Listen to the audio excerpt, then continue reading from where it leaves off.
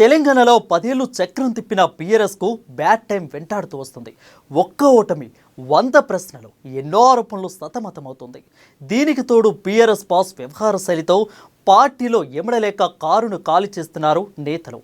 దీంతో పార్లమెంట్ ఎన్నికలు ముగిసేలోపు కారు షెడ్డుకు పోవడం ఖాయమని కుసకుసలు వినిపిస్తున్నాయి.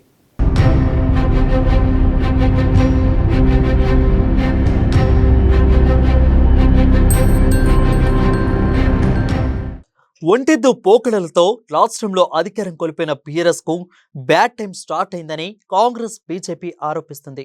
ప్రజలు ఆ పార్టీని ప్రతిపక్షంలో కూర్చోబెట్టినా రాష్ట్ర ముఖ్య నేతలలో ఎలాంటి మార్పు లేదని, ఇంకా తాము అధికారంలోనే ఉన్నామని భ్రమలోనే ఉన్నారని కాంగ్రెస్ శ్రేణులు విమర్శిస్తున్నారు.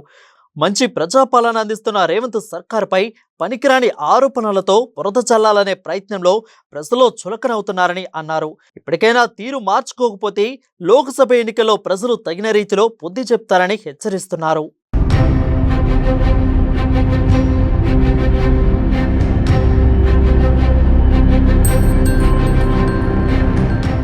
మరోవైపు బీఆర్ఎస్ హైకమాండ్ ఒరవడి ఇలాగే కొనసాగితే పార్టీని నమ్ముకున్న తమ రాజకీయ భవిష్యత్తు గందరగోళంలో పడే అవకాశం ఉందని భావిస్తున్న నాయకులు ఒక్కొక్కరిగా కారు దిగుతున్నారు. కొందరు హస్తం గుటికి చేరుతుంటే మరికొందరు కమలం బాట పడుతున్నారు. దీంతో రెండు వైపులా బీఆర్ఎస్కు బలమైన షాకులు తగులుతున్నాయి.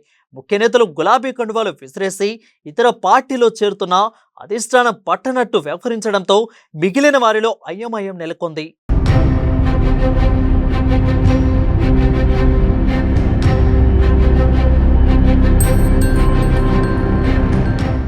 ఇక అధికారంలో ఉన్నామనే ధీమాతో బీఆర్ఎస్ అధినేత కేసీఆర్ చేసిన వ్యాఖ్యలు ఇప్పుడు ఆ పార్టీకే తగులుతున్నాయి. గత ఎన్నికల ముందు కారు ఓవర్లోడ్ అయిందని, పోతే పోని పోయేవారిని ఆపొద్దంటూ భీకర స్వరం వినిపించారు.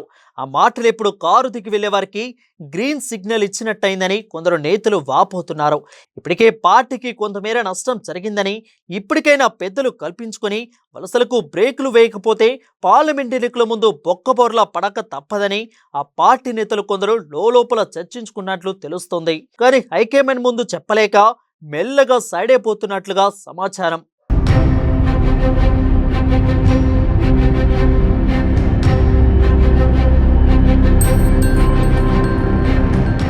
అయితే బీఆర్ఎస్ హైకమాండ్ పైకి మేకపోతు గాంభీర్యం ప్రదర్శిస్తున్నా లోన కుమిలిపోతున్నట్లు తెలుస్తుంది.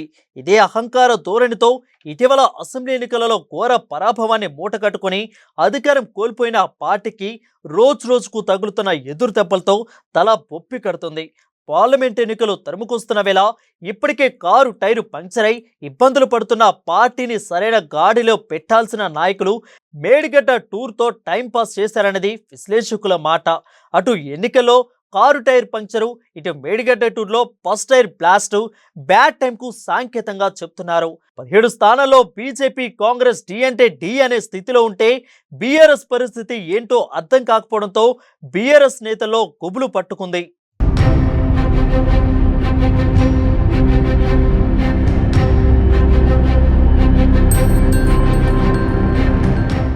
మరోవైపు కేంద్రంలో అధికారంలో ఉన్న బీజేపీ సారేకే సారే పూరే సత్రా హమారా హై నినాదంతో ముందుకు వెళ్తుంటే, రాష్ట్రంలో అధికారంలో ఉన్న కాంగ్రెస్ ప్రభుత్వం 6 గ్యారెంటీలు హామీలిచ్చి అందులో 4టిని అమలుపరిచి ప్రజాపాలన అందిస్తూ ప్రజల్లో మంచి విశ్వాసాన్ని సంపాదించుకొని లోక్సభ ఎన్నికల్లో ఓట్ల కోసం వెళ్ళబోతుంది.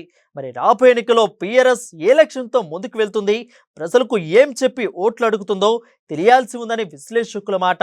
ఇటీవల అసెంబ్లీ ఎన్నికల్లో అందరికంటే ముందుగానే అన్ని స్థానాలను అభ్యర్థులను ప్రకటించిన బీఆర్ఎస్ పార్లమెంట్ ఎన్నికలపై ఎలాంటి వ్యూహాలు రచిస్తుందో అర్థం కావడం లేదంటున్నారు. మిగతా పార్టీలు ఇప్పటికే కసరత్తును ముమ్మరం చేస్తుంటే బీఆర్ఎస్ మాత్రం ఎలాంటి ఆలోచనతో ముందుకెళ్తుందో చూడాలంటున్నారు. ఎన్నికలో కనీసం 3 సీట్లైనా గెలిచి పరువు నిలబెట్టుకుంటుందా, లేదా గట్టి పోటీ అనేచ్చి తన ఉనికిని కాపాడుకుంటుందా వేచి చూడాలని విశ్లేషకులు అంటున్నారు.